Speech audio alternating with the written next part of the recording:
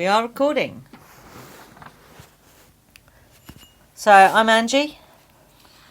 And you are? I'm Ronald. Ronald. Why I ask. This is Ian. Who is an artist? Before we start, let's just put that in place. Ian is an artist. Go on then. So, one of the reasons for this talk is it close enough? Hey? Is it close enough? Will it hear me? Yeah. Look, the thing's going up and down like horse draws. The date today is the 17th of May 2024. It's I think it's about 4 years after the pandemic. What's there? We've got this Middle Eastern conflict going on between Israel and Palestine and all the other nations that are trying not to get involved or are getting involved. Then we've got this Ukraine thing going on and all sorts of other things highlighting different forms of suppression around the world in relation to sectarianism.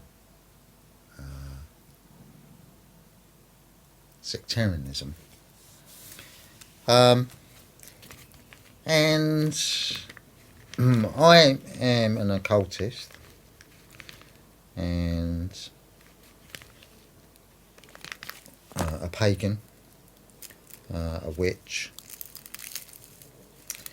And I thought it'd be interesting to just have a little look at the latest thing that's sort of popped up in the media, which is there's a painting of Charles III.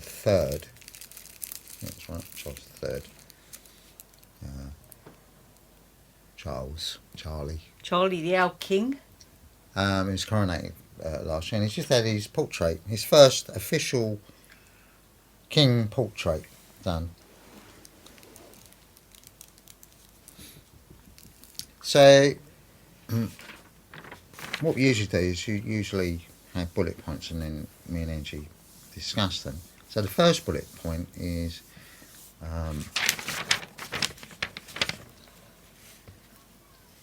the breaking down of the names. So I'll just quickly go through them and then This is what people are calling it. Yeah, because the artwork essentially is being framed as a demonic piece of artwork, and it's so superficial. It's astonishing. But nonetheless, it is a symbol, and it has all those representations within it, so you can read whatever you want into that particular painting. And I think that stands up on its own, that people want to call it demonic, etc., etc. But as an occultist, I just thought, well, okay, if it's a demonic piece of artwork, well, let's really get into the words that they're using. So, demonic is behaviour of people or peoples who are extremely evil. It helps you know a demon is hellish, a hellish creature. The etymology is late Latin, I think that's Dacamon, Icus, borrowed from Greek Dacamonicus, excuse pronunciations, from diamon, meaning superhuman intermediate between gods and humans, first known, use in 1662. So that's a kind of sort of general very general. Which is interesting, because if that word wasn't even about before, you know, the Abrahamics came along, then... Well, it was, because it was in different forms, like in Greek, classical Greece, Greek, Latin, and so on. So, you know, straight away I would say that it means superhuman intermediate between gods and humans. So it's not initially From the depths of hell. from the depths of hell. But it is described as the behaviour of people, or people who are extremely evil. So, you know, is the painting behaving in a certain way? Like the painting itself, maybe the people. Yeah. I have no idea. You know what people do behind closed doors. I have no idea what Charles III does behind closed doors. I have no idea. But the painting itself is. It's not doing strange behaviour. It's not doing strange behaviour, but you can interpret that. I can get that. I can understand. Like anything, isn't it? It's like a photograph or a piece of film of somebody, and you think, oh, well, that's odd, that's strange. You know, it's like some of these people that get out of cars and stuff. You know, sometimes they get out very elegantly, and other times they're like a great big giant octopus getting out of the car. Like, you know, they don't gracefully get out of the car. They're like stuck in the car, and you know, like a flodgy flip. Yeah. So the next word was, so satanic. So its characteristics of Satan or Satanism characterise the extreme cruelty or viciousness. But it's a Hebrew word meaning adversary or opposer, or oppose.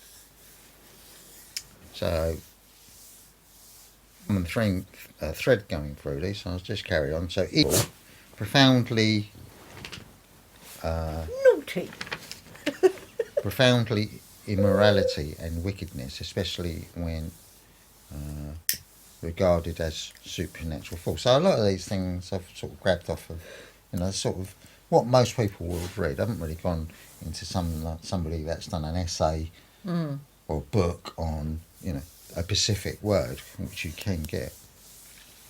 So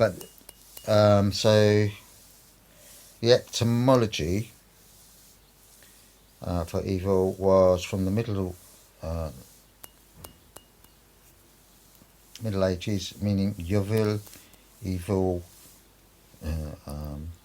Devil, Old English, Yovil, Proto-Germanic or Proto-Indo-Germanic, Jubilas. And then the other word was ritualistic, which is one that Angie came up with, which was in accordance with or characterised by the use of ritual such as a ceremony or rite. Example, ritualistic or dance. The etymology for that was derived from Latin. Ritual is correct performance or custom. And then I couldn't really find a word for Satanism. It's generally, I mean, it was on there, but it didn't. It just referred to Satan. So it refers to a group of religious ideology and or philosophical beliefs based on Satan, particularly his worship, commonly associated with the devil in Christianity. A fallen angel, often regarded the chief of the demons who tempt humans into sin. Head honcho, Dave. Etymology, Satanism, one whom plots against another, Greek. That's about all it really said, and it was Satanos. And it's also Hebrew as well, oppose, which we'd said earlier, or play against. So that was kind of like the etymology. I didn't do a massive deep dive to that, because it is only a painting. Yeah. Could have gone a bit deeper maybe. But anyway, we're moving on because it's not really the whole thing, because it's there.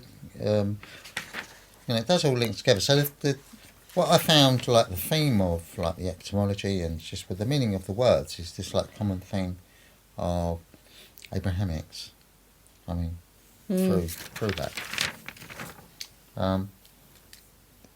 So the artist's reason for painting, because I thought, well, all these people are saying, what his interpretation is of the painting and why he painted it. And so I thought, well, let's see if the artist has actually said what he's saying about his own work. Otherwise, it's Chinese whispers, then, isn't it? Because the artist is going to say, whether you believe him or not, or you don't believe him, and they're two different layers. It's going to say exactly what he thinks of it, and then everybody has their own interpretation of it. Yeah. So the artist's reason for the portrait. The painting portrays shifts in the body language. So he was trying to convey the sittings. Okay. Because he had two major events come up. One, he was diagnosed with cancer, and the other one was that he was crowned as king. So he noticed that in the shifting of his body language. Yeah. So he was talking metaphorically, creating the sense of being with someone three-dimensionally. So he was trying to convey what it would be like within his artwork. I think this is like a general thing, like within his artwork. What would it be like to be with this person? Yeah. And to try and show different elements of personality.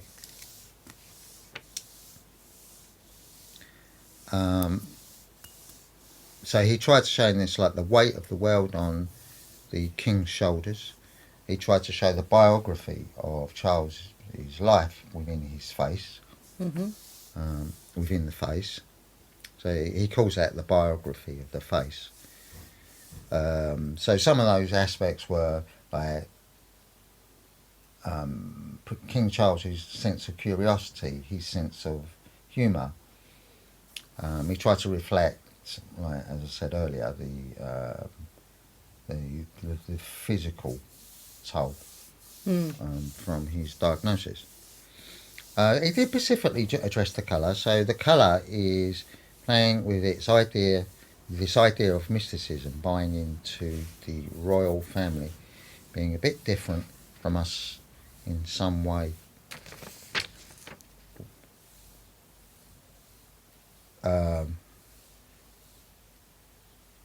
So he said, if people sort of read in, the only bit I would say, when he said this, I thought, this could be linking into people saying, it's portraying something, and people are taking different things from it. So, people that are looking at like the way the royals have behaved through history. So they're saying, that's the blood of the royals. Being blood of all the people that have died. Other people saying, them, he's the embodiment of the Antichrist, which is why they're saying it's satanic. Other people are sort of saying, it's an expression of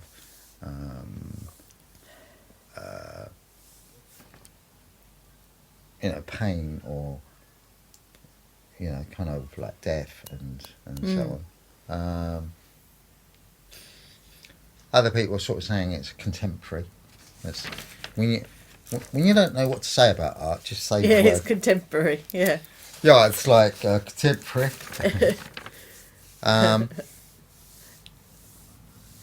So the artist's name is Jonathan Yeo. I think it's Yeo. And it's going to be displayed at a gallery owned by Philip Mould.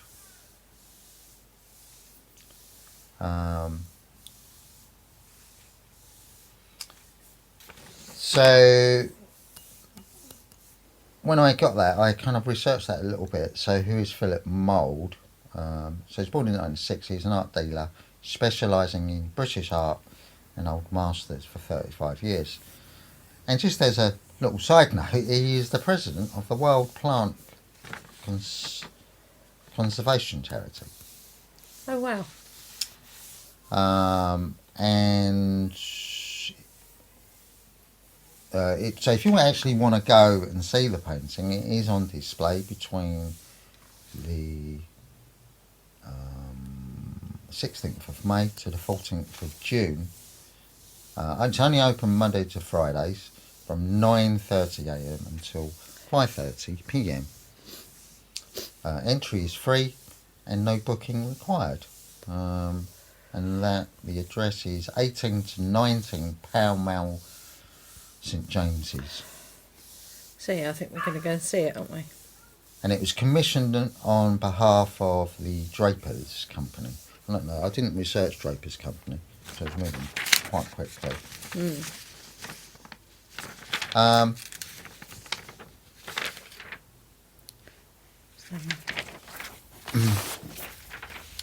So that was a little bit about the artwork.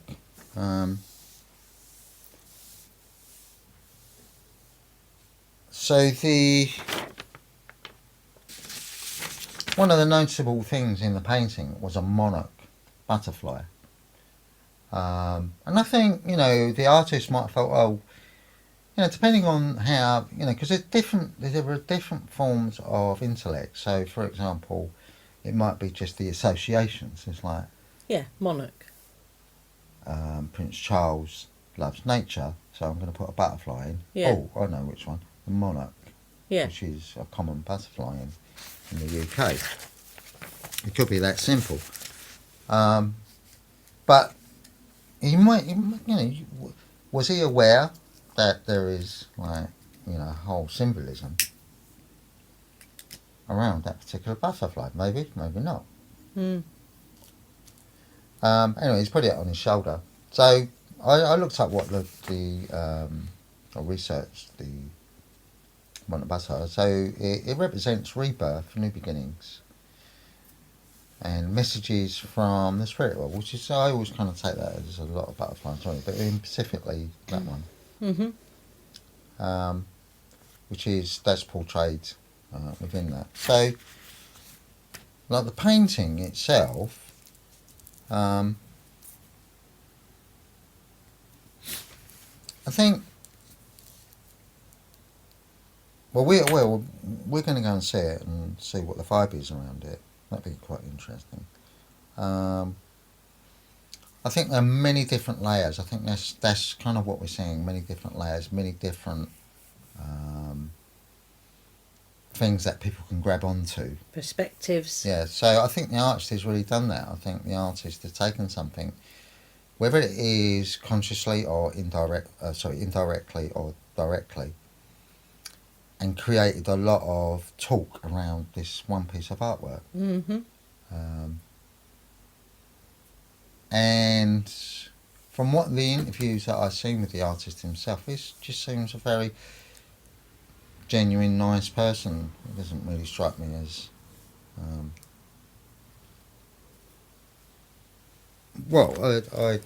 it doesn't strike me as a like satanic. It doesn't, not immediately. Either if he is a person who practices, if he's a toxic magician, then, and he's associating with, which I would call King Charles a magician. Whether he's toxic or not, I would ebb between the two.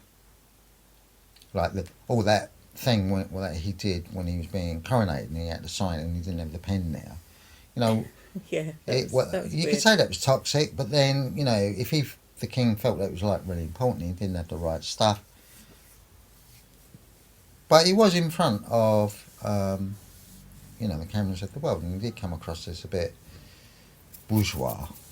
Is the right word, isn't it? Pompous. But it's almost, it's kind of like, it's a painting. It's kind of, it's just a painting. So that leads me on to the question, so this is the sort of discussion bit. So, looking at the etymology of the words and this idea of this painting, what did you think of the painting yourself? Well, it's the first thing that strikes you is the colour of it. It's very red. Oh, also it's crimson. Okay, but then you're an artist, so you have that perspective of colour. Yeah, well, it's red in places, but it's crimson. And I mean, I think unless you actually see it in person, you're not going to get the real colour, are you? Because if you're seeing it through the digital lens, that changes the colours. It does. It does, yeah. And the size of the piece as well, because it's quite a big painting. Okay. I didn't think it really looked like Charles. Yeah, it looked more like the actor. What's his name? Oh, blimey. Can't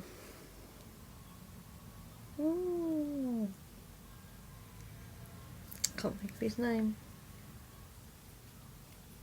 Jeffrey Palmer.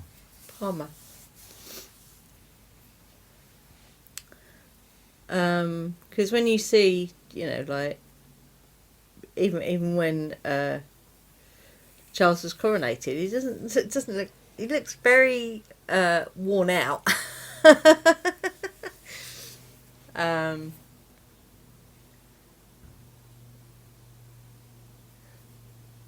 So I don't know. I think I'd have to reserve judgment until I saw it in person. But, the thing that is very apparent, it is very red. And you could associate that with that very... there are certain colours that are associated with royalty. You have that very red colour. You have that... Royal blue.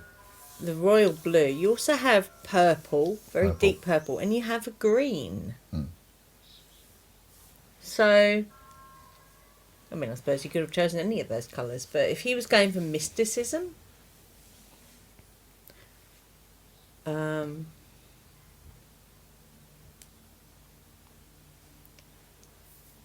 suppose red is the colour of blood, although I wouldn't say blood is that colour. So why people are saying it's blood, I don't know, because blood isn't... Yeah, but I think it's interpretation. I think that's colour, always... I think we also have to keep that in perspective, that a painting is about interpretation, because it's a symbol. So you take from it what you want. So you're going to be... I think it's a really good example of being influenced. It really highlights what you're influenced by. So if you're influenced by... and how you frame things. Yeah, if you're influenced by Christianity or the Abrahamics, then you're going to see that maybe as something like the idea of the apocalypse. So he's sort of coming. So I can get that, but that's what you would take that as a Christian, if that's your thing. Yeah. Or what I find really interesting is when people, conspiracy theorists, are saying, "Oh, it's satanic." Are they saying that they're Christian? Because I think you have to make that jump between the two. You can't just say, "Oh, it's satanic," without having a faith or a belief within that whole Abrahamic. Yeah.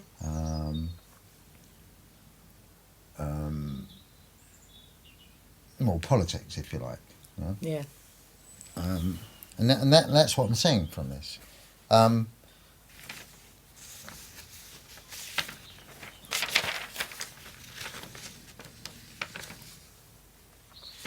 could do a bit on Prince Charles. So, like, Prince Charles himself is...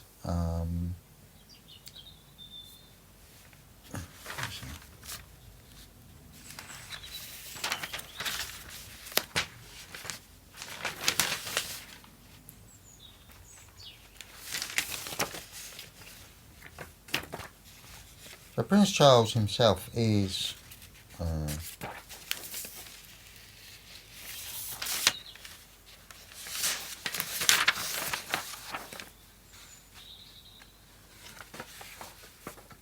Christian.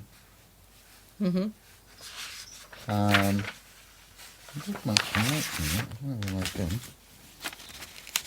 It's Protestant. So Okay. he's part of the Anglican Church. Mm. And during his coronation, he reaffirmed his commitment to the Church of England. I don't know what he meant by that, but I would say he doesn't align with Rome yeah. and the Catholic faith. So, is Charles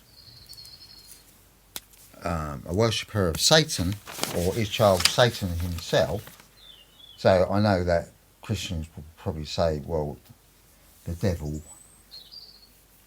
he's not going to tell you outright. So there is that, I suppose. But nonetheless, you're still coming. If he is a Christian, then what more can he say? I'm a Christian. Yeah. So if he is a Christian, I'm sure, he'd be quite offended, find it offensive that he's then being portrayed as the Antichrist. Maybe, who knows? But yeah, I just thought it'd be interesting to see what he practices. And then,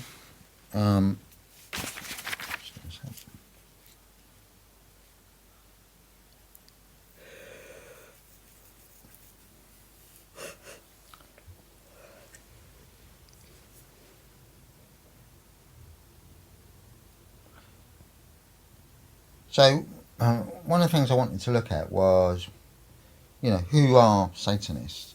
So one of them was the Church of the Rational Satanism. So they talk a little bit about what is rational Satanism.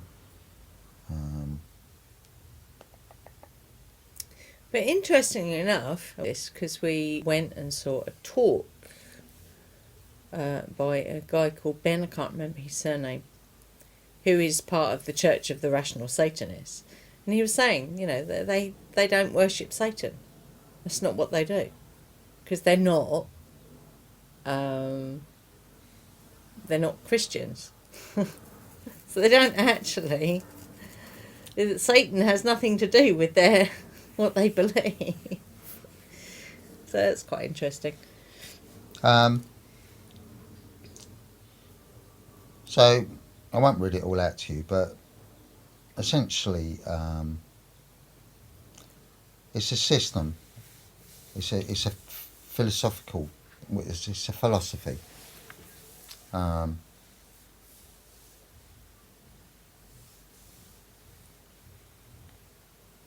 So I'll read a little bit.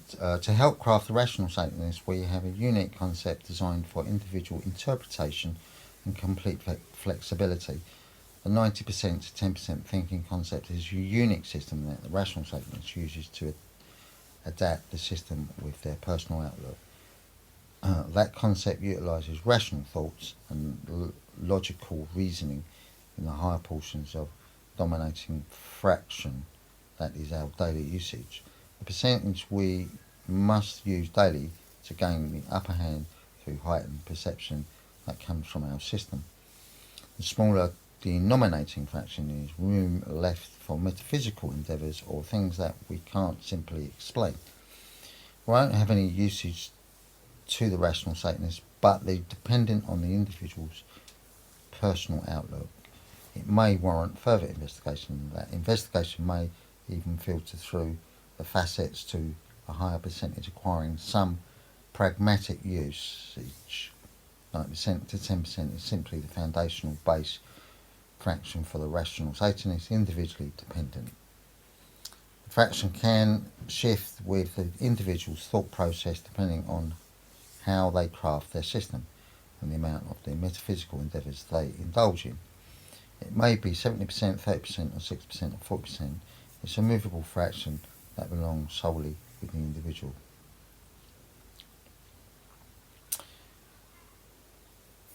And so you may have noticed my usage of the word more than a few times in this space, that the word being unique, that's what the rational Satanist is. Unique. It would be irrational to be a rational Satanist, then conform to a system. That's why the rational Satanist doesn't conform to a system. The system conforms to the individual. If we now go back to the original question, what is a rational Satanist? The answer is a unique individual. They had crafted a unique system from the rational satanic paradigm that is not like any other. The paradigm simply provides the foundation. The rational Satanist has to build it himself. Do you want to be a unique individual? And then, so that was a rational Satanist. And then I had a look at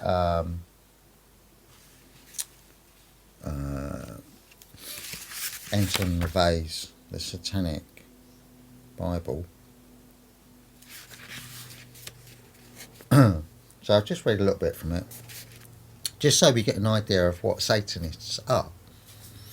This book was written because, with very few exceptions, every tract and paper, every secret grimoire, all the great works on the subject of magic are nothing more than sanctimonious fraud, guilt-ridden ramblings of esoteric gibberish by chronicles of magical lore, unable or unwilling to present an objective view of the subject.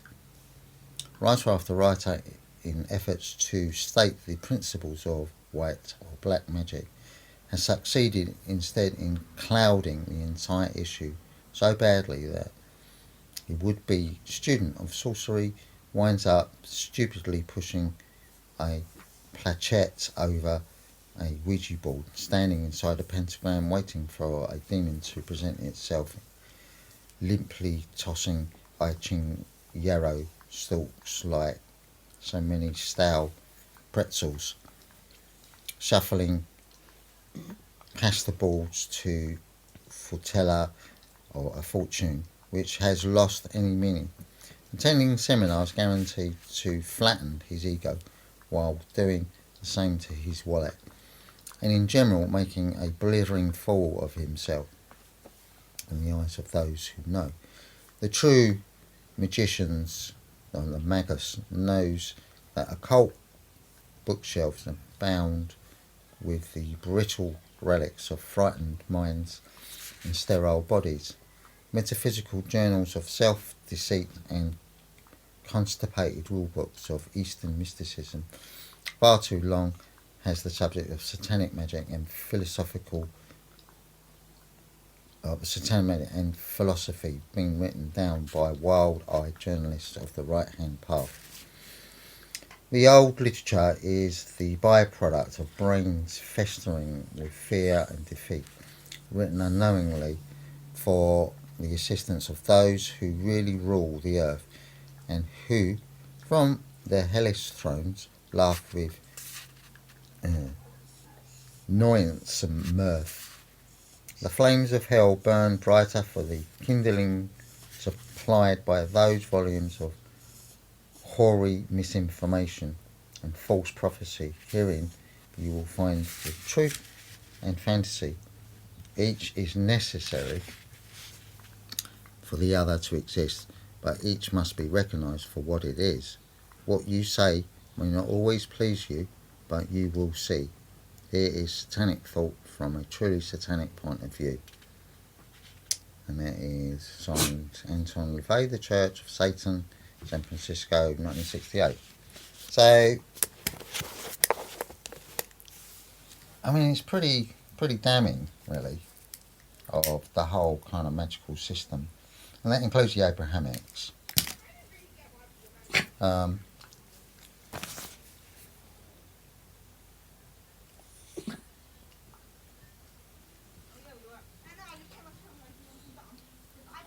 So I thought it'd be interesting. Well, you know, who is this figure that everyone is saying that they're behaving in a satanic way? Because there's no responsibility. And essentially, what if you read the Satanic Bible? It talks about, you know, taking responsibility for your hedonistic behaviour. So it's like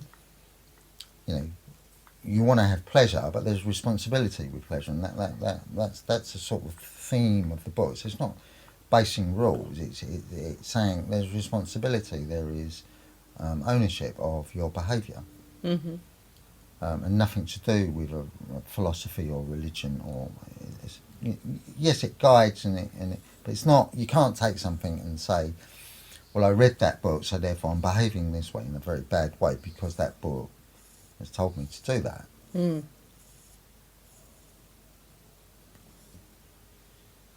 So who is this character? So I just looked at Wikipedia really. I didn't want to get too much into it. It's just sort of the basic. The reason I'm looking at Wikipedia because it's kind of the kind of Ningbu, kind of the everyday person's perception of this figure. So, he goes by many different names: Lucifer, Satan, the Antichrist, Beelzebub. Beelzebub. So early scholars discuss the role of the devil. Scholars influenced by Neo-Platonic cosmology and pseudo-Dionysus. So they portrayed the devil as representing deficiency or emptiness, the entity most remote from the divine, according to Augustine of Hippo. The realm of the devil is nothingness but an inferior realm standing in opposition to God. The standard medieval depiction of the devil goes back to Gregory the Great. He integrated the devil as the first creation of God to the Christian angelic hierarchy as the highest of angels, either a cherub or a seraphim, who fell far into the depths of hell and became a leader of the demons. So I haven't done an in-depth on the demons because I think that might be another talk, but like as to what they are. Since the early Reformation period, the devil has been imagined as an increasingly powerful entity with not only a lack of goodness but also a conscious will against God, His word and His creation simultaneously. Some reformists have interpreted the devil as a mere metaphor for humans' inclination to sin, thereby degraded his importance, while the devil has played no significant role for most scholars in the modern era. He has become important again in contemporary Christianity. At various times in history, certain Gnostic sects, such as the Cathars and the Bogomils, as well as the theologians like Marcion and Valentinus, have believed that the devil was involved in creation. Today, these views are not part of the mainstream Christianity.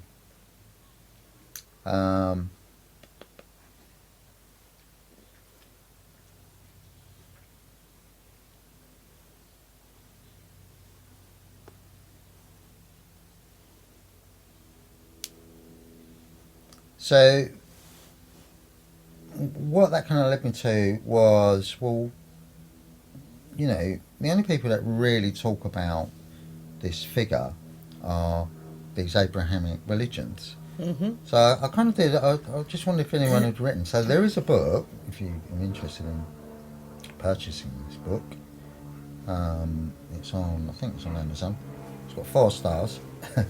It's by John Carson Lester Jr. You are worshipping Satan. If you are a Christian, Muslim or Jew, how do you know? Jesus told me so. The Real Bible and the Quran Guide for the Loverets Club and the Jehovah's Accusers organisation. There's only make it large. So I'll just read you a little bit from the first page. There's only one page. I'll read you the first couple of lines. So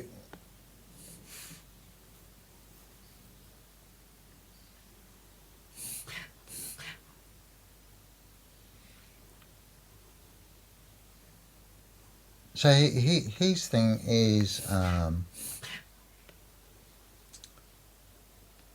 Through inspiration, hard work, and enormous study over nearly 40 years, John Carson Lester Jr. has been given the correct interpretation of both the Bible and the Quran. It's funny because he missed out the Torah, but anyway. This has never been successfully accomplished before until now, because he does include the Jews in that.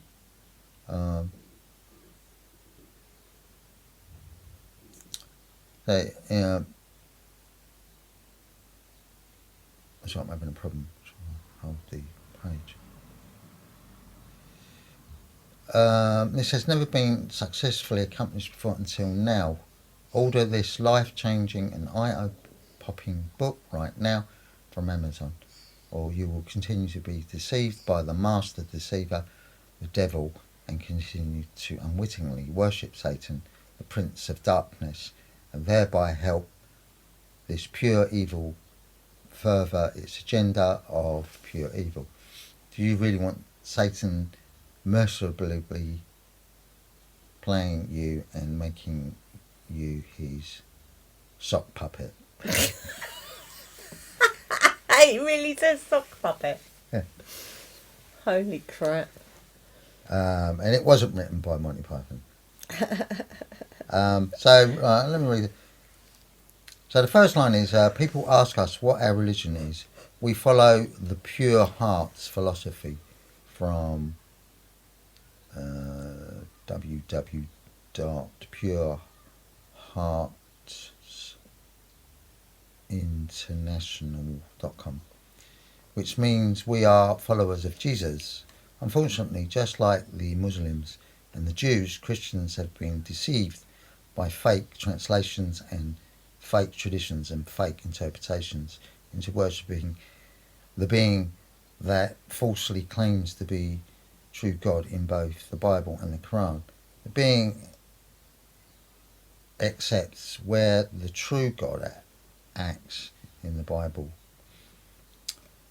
and the true Allah in the Quran. It's usually Satan pretending to be the true God everywhere else in the Bible, in the Quran. That being murders millions of innocent little babies, and in Jehovah's Yahweh's flood and his prophet Moses rapes virgin little girls in the Bible, the book. And then that miserable and pathetic being Jehovah and Satan brags about these and many other atrocities. And the true God, Allah, neither kills babies nor endorses the raping of virgin little girls, nor does the true God ever commit atrocities. The true God, Allah, never harms human beings. The true God only brings light, love, and life. The only one with the power of death is the devil. Did you know that in the scriptures Satan states his goal is to deceive the world so badly as to who the identity of the true God really is? That is eventually accomplished. I can't read that, there's a paperclip over it. I think that's feast of getting most of the world to falsely think that he, Satan, is the true God in the world, something worshipping Satan. But the true God has never audibly spoken to, nor has been seen by humans according to Jesus, blah blah blah. That's scripture lines. So who was visually and audibly something face to face on earth? And Moses in the Bible? Answer, Satan. So Satan did accomplish his goal long ago, and being the 60 plus something the world today worships as the true God. So basically, cut a long story short, that because there's only one page, because that's what Amazon do, they give you one page. Yeah. I don't think there's another page. Hopefully there's not another page.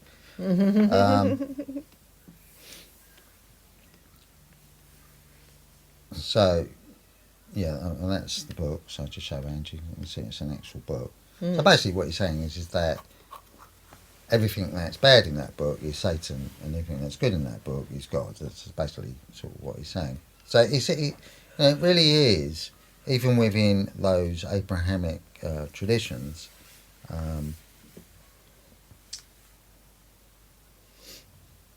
there's a lot of infighting, which very much reflects the kind of history of that region. Lots of infighting between different sectarianism. So, I mean, what do you think on that?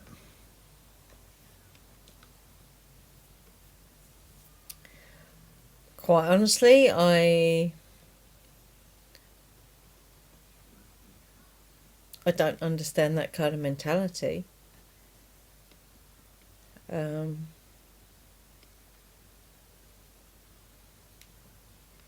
I never have done. So, going back to shaping this, so we have quite a few institutions within the whole institution, because I think to kind of understand what these original words are and how we're kind of interpreting them through our kind of mindsets is to look at the three faiths, Judaism, Christianity and Islam, as one faith, but just different. Because Shades. Yeah, because they all believe in a Messiah. The Jews don't believe he's arrived yet.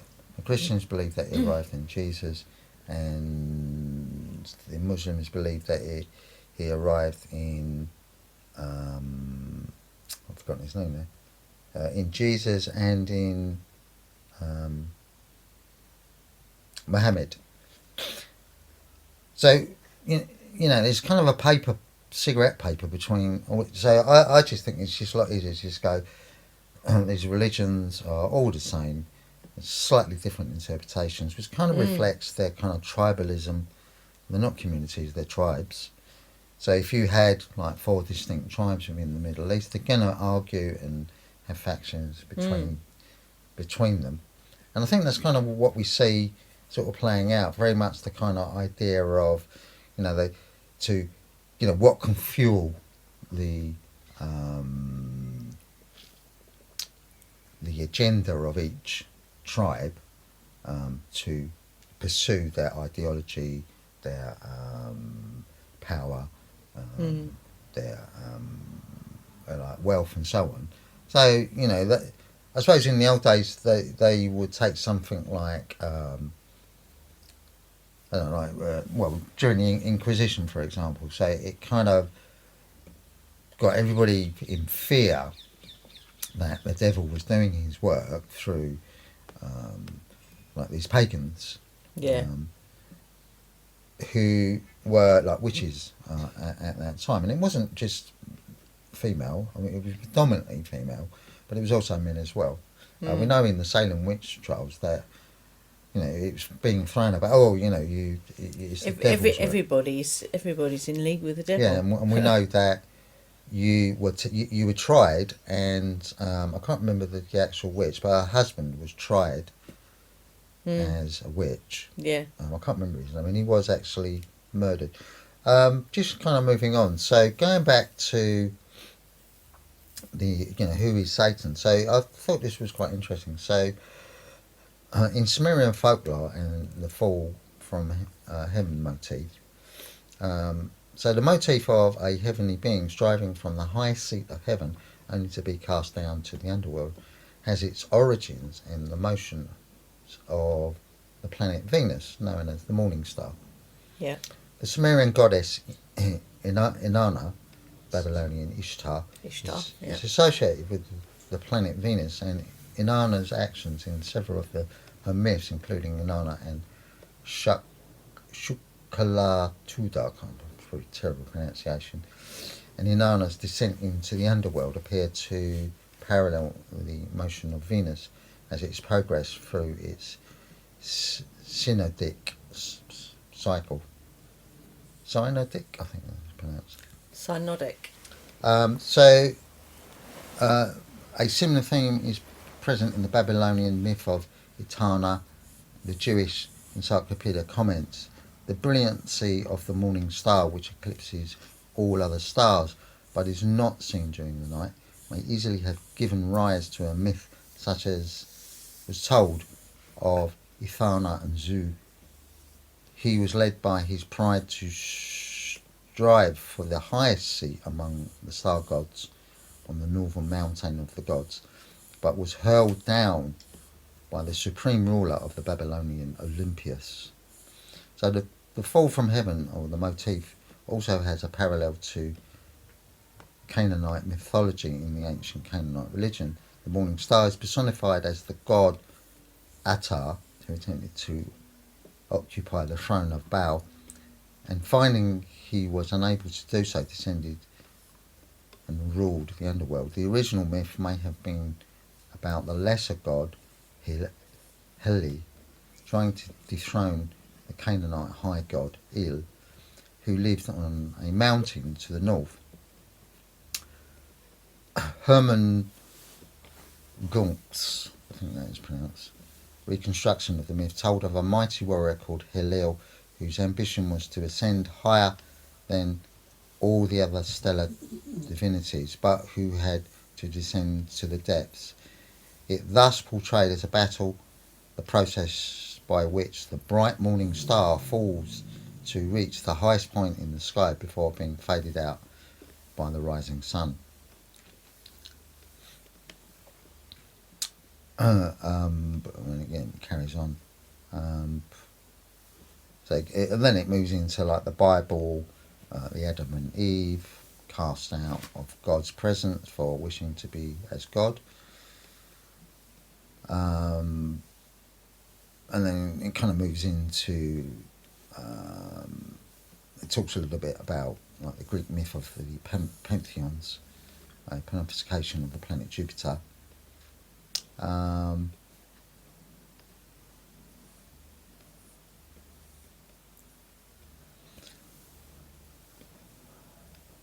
So I think in like without getting into those words, you have to get into who is this person.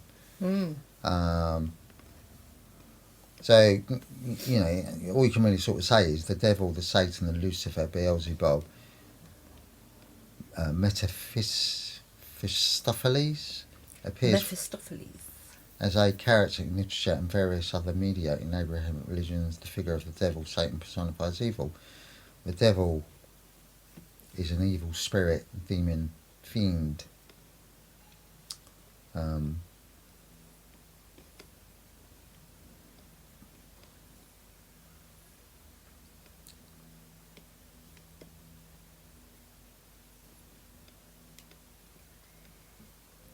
So like popular, like modern versions of it, so we're just kind of relating to the sort of the painting, although the painting isn't specifically talking about Lucifer or the devil, but certainly things like jazz was regarded as the devil's music. The Rolling Stones, the Sympathy for the Devil, 1968, featuring Mick Jagger speaking as the devil. Devil Went Down to Georgia is an example, 1979, Charlie Daniels Band. Black metal, a subgenre of heavy metal, associated with the devil for its use of anti-Christian lyrics and the symbols commonly associated with Satanism, such as the pentagram and inverted cross. And not forgetting Twin Temples, who are a satanic doo-wop band. Yes. Black Sabbath, Moonspell, death metal. Murphy, you can wait a minute. For goodness sake. And I think now it's almost.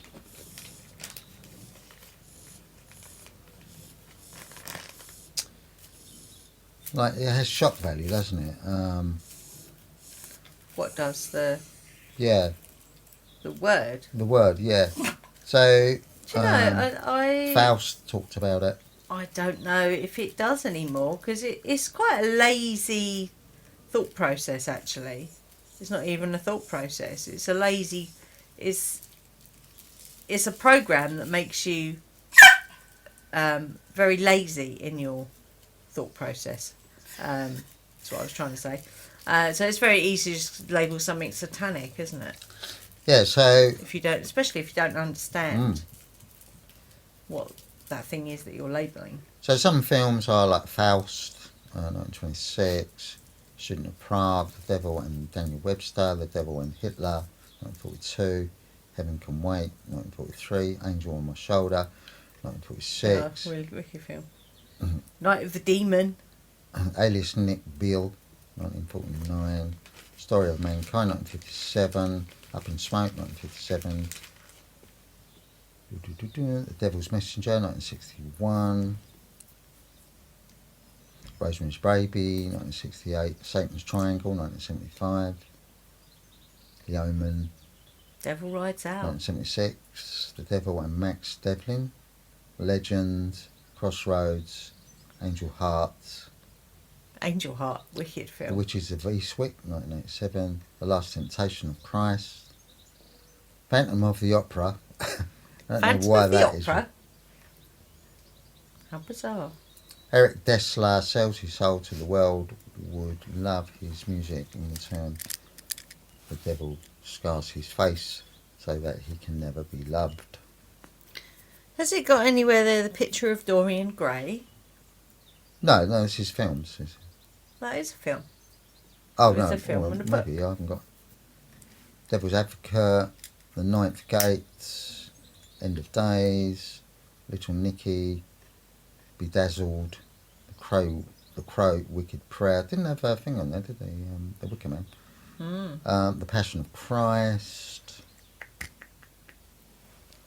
Constantine, 2005, Ghost Rider, Drive Angry, Ghost Rider. Wow. The Devil's Carnival, 2012, This Is the End, 2013, Rosemary's Baby, 2014, I don't know what's marked then, must have been republished, The Witch, 2015, what other films are there? The Bad President, The Shift, Not Another Church Movie, that's with Mickey Rourke. I think that's current. Interesting though that they've missed out all the Dennis Wheatley ones about the devil. That's interesting. And they also missed out, because I think that was turned into a film, The Magic Cottage. Yeah. Which was James Herbert. My favourite of his books. So linking all this together, so there's kind of like this Abrahamic footprint that goes through all of this stuff in relation to the painting, and while we're talking about this, because it's like these words are bandied about because they are spells. Yeah. And spells, they always want to extrapolate something, or a way of thinking, or moving the herd in a certain direction. Herd as in a large group of people. Large group of mammals. So because we're getting to the end of what we were talking about.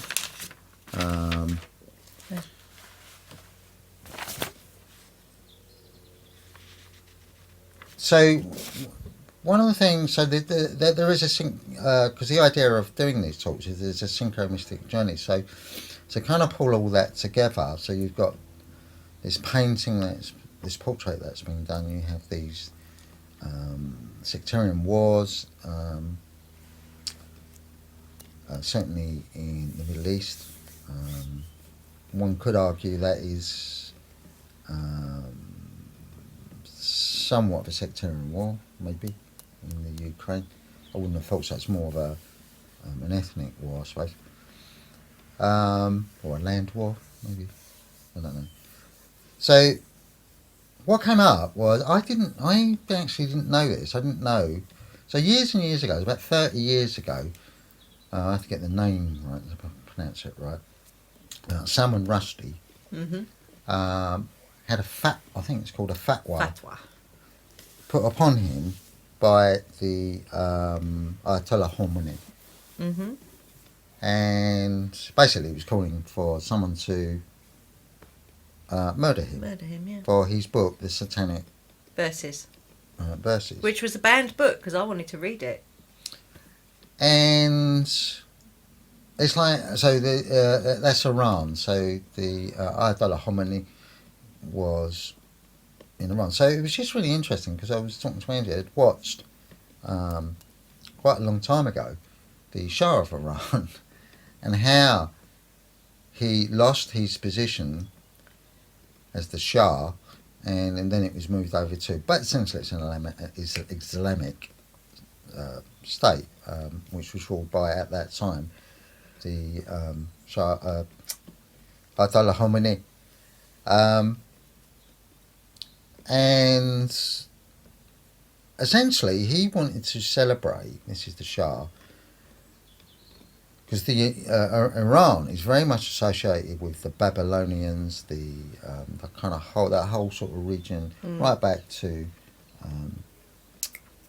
what are they called? The Sumerians. Yeah. And he wanted to kind of celebrate this, like, this kind of magical Ancient. history. Yeah, ancient. So he essentially arranged a festival for the hoi polloi. Sounds like it was a bit more than a festival. Yeah, which was extraordinary. Mm. And essentially it was making the country very bankrupt. So the people were complaining about this village that was being built in the desert for all these dignitaries. It's like presidents and kings and queens. Everybody who was anybody at that particular time was invited to this particular thing. So basically, you went. I think it was over a period of maybe a week, maybe a weekend. I'm not sure. I can't remember now. And they had this show. So you had the evenings, like meals, and then you had this like show where they do like traditional stuff of that particular region of Iran. Mm. And he thought he was doing the right thing, but the people thought he was not doing the right thing. Not everybody, but a lot of people did. So he was opposed. He's basically banished from the country. And the Ayatollah Khomeini, obviously they had the revolution within that particular country. So I'm not really sort of judging the politics of that, but I think part of, because if that hadn't happened, then one could argue that the fatwa wouldn't have been put on Salman Rushdie. Salman Rushdie. So 2 years ago, he was brutally attacked on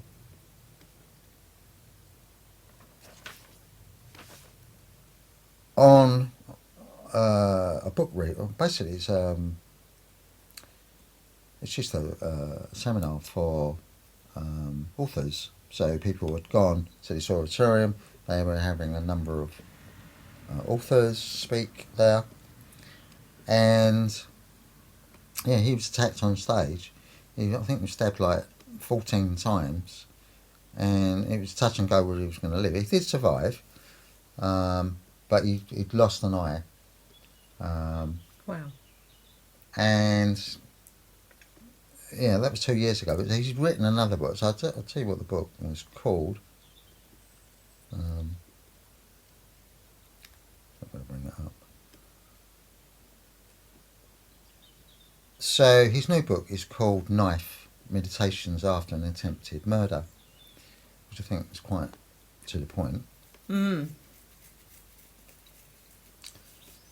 So Knife: Meditations After an Attempted Murder is an autobiographical book by the British Indian writer Salman Rushdie, first published in April 2024 by Jonathan Cape.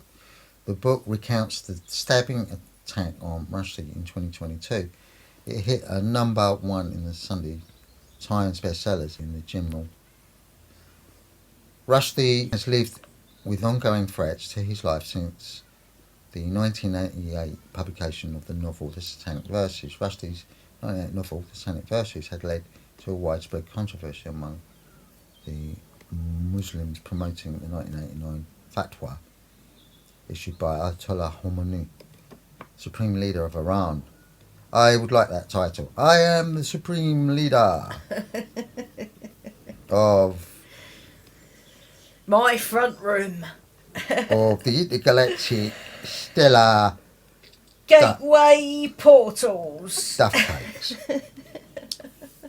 So, The Satanic Verses is the fourth novel of British Indian writer Salman Rushdie, first published in September 1988. The book was inspired by the life of Islamic prophet Muhammad. As with his previous books, Rushdie used magical realism and relied on contemporary events and people to create his characters. The title refers to the Satanic Verses, a group of Quranic verses about three pagan Meccan goddesses, Alat, Al-Uzza and Manat. The party of the story that deals with the Satanic Verses was based on the accounts from historians Al-Widhil and Al-Tabri. The book was a Booker Prize. It's a very successful book. Whitbread Award, Timothy Brennan. But this book, it same as this picture, the book and its perceived blasphemy motivated Islamic extremist bombings, killings and riots, and sparked a debate about censorship and religiously motivated violence. Fearing unrest, the Rajiv Gandhi government banned the importation of the book into India in 1989. Supreme Leader of the Iran,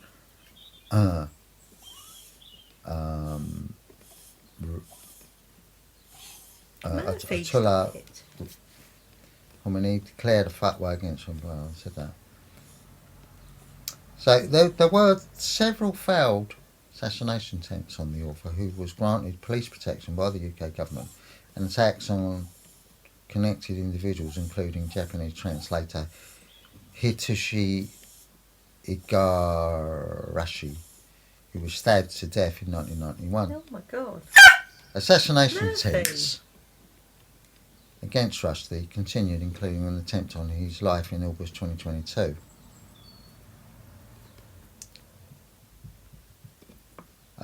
Overall, the book received favourable reviews from literacy critics. In a 2003 volume of criticism of Rushdie's career, an influential critic, Harold Bloom, named The Satanic Verses Rushdie's largest aesthetic achievement.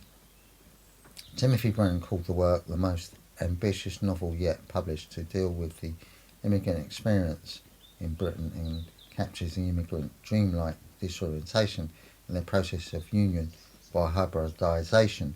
The book is seen as fundamentally a study in alienation.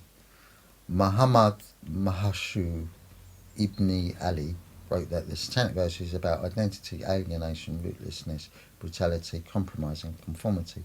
These concepts confront all migrants' delusions with both cultures, the one they are in and the one they join, yet knowing they cannot live a life of... The Satanic Verses is a reflection of the author's dilemmas. The work is an albeit surreal record of his own author's of its own author's continuing identity crisis. Ali said that the book reveals the author ultimately as the victim of the 19th century British colonialism.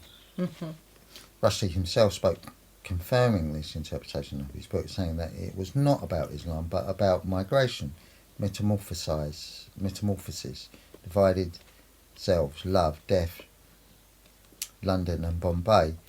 he has also said it's a novel which happened to contain a castigation of Western materialism. The tone is comic.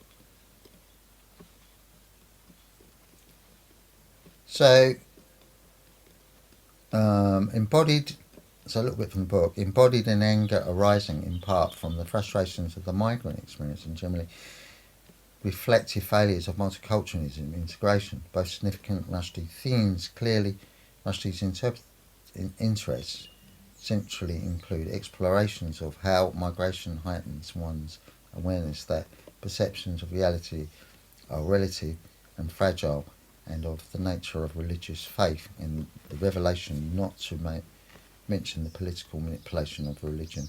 Rushdie's own assumptions about the importance of literature parallel the literal value accorded the written word in Islamic tradition to some degree, but Rushdie seems to have assumed that diverse communities and cultures share some degree of common moral ground, on the basis of which dialogue can be pieced together, and it's perhaps for this reason that the underestimated the implausible nature of the hostility evoked by the satanic verses, even though a major theme of the novel is the dangerous nature of closed absolutionist belief system. Rigid thinking, in other words. Yeah. So that was a little bit. So the reason I sort of was talking about Rushdie they're both artists. They both produced pieces of work. Yeah. Mm-hmm. The book isn't going to harm anyone. Yeah. The book itself is the people that interpret that book, and it's a very much a kind of inversion of the ones that use those words. So the words satanic, demonic, evil, ritualistic, and satanistic. It's an inversion in the sense of how a piece of literature can control and cajole and to shape and form this mind that is fertile to being controlled in some way, shape or form. And I think all books can have that, all books, music. Well, that's essentially the artist. The artist is preparing something to be viewed or read or listened to or to experience, like physically, like within like the craft.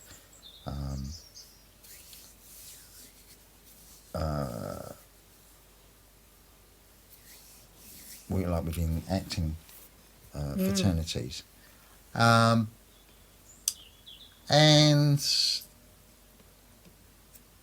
But essentially, the painting or the book are harmless in the sense of, unless it has a sentient being that is observing, and it's down to interpretation. And the reason I mentioned Rushdie is because that book it's a fiction. It's not. It's not a true story, or it's not. It's telling a story. That's what it's doing. So the last bit, much like the painting. Much like the painting. So the last bit for the discussion is, what are the repercussions for this artist? If you're going with Rushdie's repercussions, yeah, they're horrific. And what's his name? Forgotten his name. What's his name? Jonathan Yo. And the repercussions for Jonathan Rowe.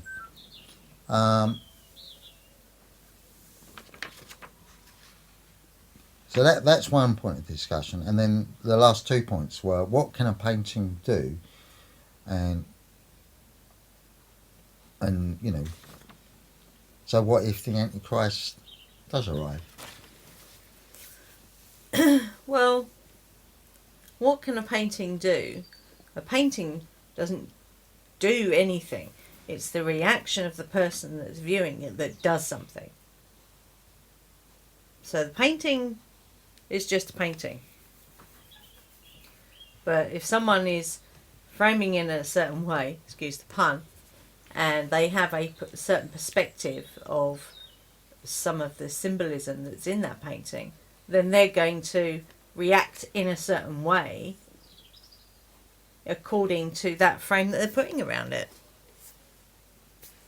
Yeah, and I mean, I think that's the idea of any kind of form of artistic expression. You know, it is evocative. You know, it's like if you look at political cartoons, for example, it's evocative. It's pokey. It's satiric. Yeah. It's satirical, isn't it? Mm-hmm. And you kind of get a sort of general idea of that in relation to the sort of artist, and he doesn't strike me as that sort of artist anyway. But I think kind of like the repercussions is like, you know, you got Rusty who, you know, experienced tremendous success. You have to have that. You have to say tremendous success. Yeah. Mm-hmm. But you know, his life has been in danger because it's never been taken off, that fatwa. So, you know, 40 years? Yeah, I mean, this is 2 days after this unveiling of this particular thing. You know, it only takes one crazy person who interprets that this person is the servant of Satan. Yeah. To, you know, where does it start? You know, is he going to get death threats? Do you know what I mean? Because it really is. I do see parallels between the two, because it really is at its height at this moment in time. You know, he's doing lots of interviews. He's talking about his work. He's become almost a very well-known figure now. Yeah.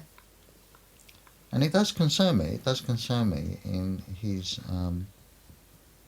journey now, like where he's going to go. And I've looked. He was painting. What's his name? The actor, Red, who plays Rev. Tom Hollander. Tom Hollander? Yeah, he was painting Tom Hollander, and you know, it was a really lovely. He's friends with Tom Hollander, and it was a really nice short documentary, just like the production of his portrait. I didn't think that much of the portrait. I didn't think it actually looked like him. The portrait to me, it looked more like Dan Wootton than actually Tom Hollander. But you know, he's just applying his wares. Yeah. And you know, he's open for criticism. And I did coin that kind of thing of, you know, maybe they should have got Damien Hirst to do the portrait, because he would have revelled in this. Oh yeah. So you know, the next question was. So it's what can a painting do? Yeah, what can a painting do? Well, that's what I was saying. All right, okay. So, like for me, a painting, you know, as I was saying earlier, you know, it's evocative. That's what it's supposed to do. It's supposed to provoke conversation. It's supposed to provoke interpretation. I think there are certain things at the moment that are on a hair trigger, and one of those things is this word satanic, which is being bandied about all over the place. Yeah. So that's on a hair trigger at the moment. So the tiniest little thing sets people off on almost that. Like it's like a firework. You know, this idea of the actor's roar, isn't it? You know, it's like. Yeah. It's satanic. Yeah. Lucifer is coming. Yeah. It's the end of the world. Well, and as you said earlier, you know, the world that we kind of observe is pretty. If Lucifer's not here already, then I'll be quite surprised actually. And as I was saying yesterday, this all-powerful being, is he gonna, that they portray him as this very powerful being that, can flip the world over in a second. Is he going to come through a painting or a book? No, he's going to be stomping down the street, isn't he? Going, I am the Antichrist. So He'll be doing that, isn't he? yeah. So the kind of last sort of question I was going to ask was, so what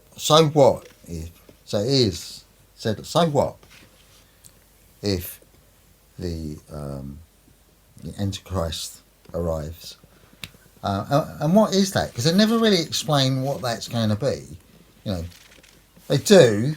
So Lots of people quote Revelations in that respect. I had a look at the Book of Revelations. So the Book of Revelation says something along these lines. This is not going to be like exact because I'm really skipping over this. But they encounter this vast array of symbols. Some have become quite well known to the public, particularly in the late 20th century, the mark of the beast, which the book talks about us as some sign or mark we receive, that people receive on their hand and their forehead. Even the number of this beast, the beast being some military ruler that controls the world at the end of time, as being 666. It's a sealed book. It's a scroll with 7 wax seals. As you begin to open it, you get an unfolding scenario of events beginning with war and famine and disease and earthquakes and heavenly signs. It's fairly standard. And is it 12 Horsemen of the Apocalypse? Yeah. And then you begin to get these characters introduced, and there are 5 or 6 main characters. One would be the false prophet. He's like a dragon, but he speaks like a lamb. He has the horns, the beast. He's a nondescript, some sort of horrible creature that appears to stand for the Roman government to the early Christians, but today would be any power, some sort of evil empire of some type. And then you have the saints or the Christians, the faithful, the followers of God that are being martyred. You have 2 people. They are very interesting, that many modern interpreters are interested in, called the 2 witnesses in chapter 11. These are, I guess you would say, the 2 final prophets that the book expects to appear on the earth, like Moses and Elijah in the ancient times in the Bible. You have a dragon who's actually identified as the devil behind the scenes, and of course you have Jesus Christ, the Lamb. So it's as if there's a whole stage set with these characters, and then to unfold one by one in the terms of what is supposed to happen. If you open the book of Revelations and simply begin reading it as an unfolding scenario, it goes something like this. There will be wars and famines and disease and epidemics and heavenly signs that will alert the world to some sort of crisis. Then will come the Antichrist, as he is called, a political ruler that will establish control over the whole earth. He'll be backed up by the religious ruler who's called the false prophet. They together establish an unified social, economic and religious system that dominates the world. The only thing opposing them are people of God, and these 2 prophets, they're called the 2 witnesses who appear in Jerusalem. And then it kind of goes on like that. But it doesn't really say what it is really. Yeah. They do say that Christ returns, and then there's a battle, like there's judgment. Antichrist is overthrown with judgments and plagues. Most of them are very cosmic, asteroids, and water turning to blood and that sort of thing, until finally Jesus Christ returns as a warrior on a white horse and sets up the kingdom of God. It doesn't really explain. That's in the book of Revelations. But it's kind of like, so what? So what if there's not a lot you can do about it? Excuse me, you've got a ticket, mate. They can't come in. If your name's not down, you're not coming in. What's your name, mate? Yes, my name is Beelzebub. Sorry, I got your name on there. You can't come in. I do not have return tickets. You are a sinner. I click my fingers and you turn to dust. So it's, I don't know, it's almost like it is, does the satanic verses and the portrait of King Charles III, does that get satanic recognition? Is it like, Satan sitting there saying, yes, I really like that book. Oh, I'm really proud of that, I am. That's got to go ahead. Actually, I'm quite chuffed. I'm going to put my tutu on. And, I really like that painted King Charles. It's brilliant. I like all the red, So and even within Christianity, say that it's topsy-turvy. It's like, well, everything that's bad in the Bible is Satan, and everything that's good in the Bible is not Satan. But one of the things about, because it is, if you look at the idea of like Sumerian kind of idea of, what's it, the star, the morning star. Yeah. The bringer is this. Smurf, can you just stop it for a minute, If you're going to kind of get into the Christianity and this idea of, if he is an angel, then this is a family feud, and it's got nothing to do with us as people. I think if you buy into that kind of thought form, you are sort of buying into their family feud if they are an actual species. And in looking at the Sumerian, and certainly Enlil and Enki and Enlil. And their kind of argument as brothers, that's kind of sounds like that, doesn't it? It's like this argument with brothers, and one wants to destroy the humans and the other one wants to save them. Yeah. That's a very basic sort of format of it. And they kind of fall out, I suppose. And I suppose it's a description of him coming to Earth and, doing what he can, I suppose, without his brother knowing about that. And then you've got this sister as well, who seems to be the creator of, or the splicing of, this is according to the Sumerians, the splicing of human DNA.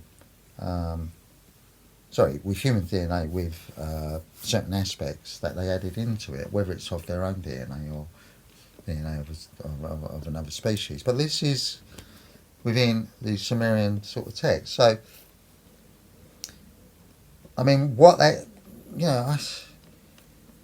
it's like it is so fully packed with how much can we get the mind to oscillate around these themes. So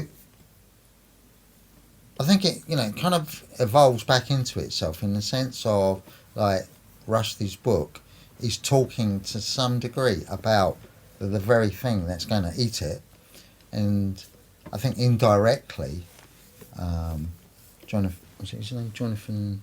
No, it wasn't Jonathan, was it? The artist, that his name again. Jonathan Yoel, indirectly, has been pulled into this satanic panic.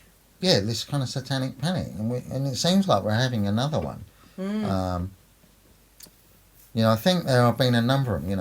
Although there was this one in the 90s. Was it the 90s? 80s. In the 80s. I think we had one in the Middle Ages. I think it seems to be a common thing throughout our society. This idea that, and it's almost like the voice in the head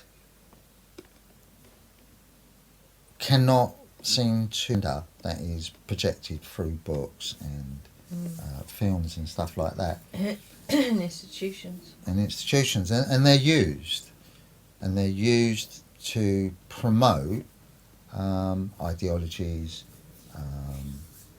I suppose craft society and manipulate society into where they want it to sort of go. Because all of it at the end of the day is like thought forms.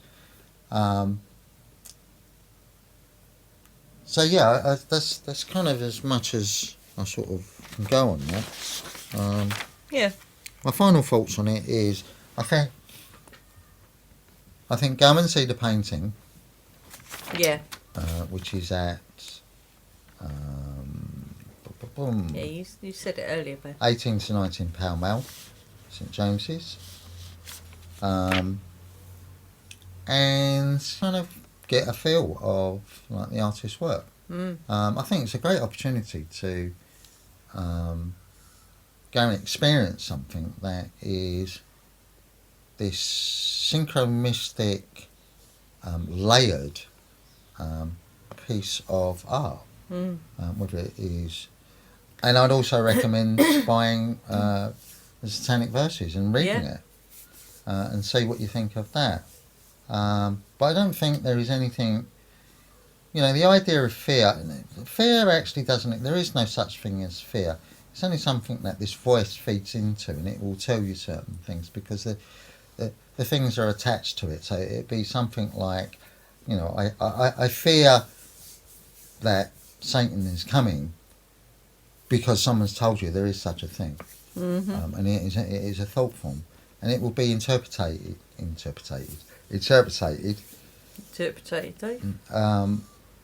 through your perception and how you frame things. You frame things. So the idea of fear and what that is very much sort of buys into this kind of 3D realm. So if we say that these things don't exist, that only as thought forms, so Satan or whatever it is that you are fearing, and that this voice is only going to amplify, because that's what it does, it amplifies. If you get a pain in your body, it amplifies it. Oh, what's that? Oh my God. Or a bill comes, I'm going to be homeless. Dead. Yeah. Never like something to turn up, or you do get there eventually and stuff like that. So, the only fear that there is the fear of fear. Or the fear of fear that there is no fear. Maybe. I don't know. Cool. So we're going to go. I'm going to go get the washing in before it rains. But we'll see you next time. Take care and stay fearless.